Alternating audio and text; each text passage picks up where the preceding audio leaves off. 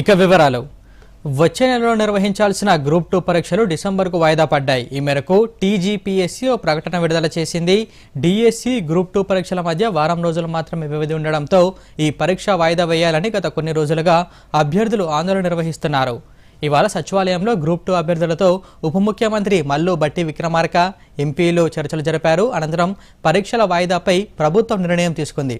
ఆగస్టులో జరగాల్సిన గ్రూప్ 2 పరీక్షలను డిసెంబర్కు రీషెడ్యూల్ చేయాలని నిర్ణయించింది.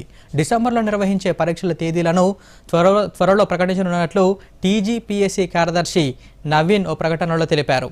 కాగా మొత్తం 783 గ్రూప్ 2 పోస్టుల భర్తీకి షెడ్యూల్ ప్రకారం అయితే ఆగస్టు 7, 8 తేదీల్లో పరీక్షలు జరగాల్సి ఉంది. మరోవైపు 1388 గ్రూప్ 3 ఉద్యోగరాత పరీక్షలను సైతం వాయిదా వేసే అవకాశం ఉన్నట్లు సమాచారం. షెడ్యూల్ ప్రకారం నవంబర్ 17, 18 తేదీల్లో గ్రూప్ 3 పరీక్షలు జరగాల్సి ఉంది.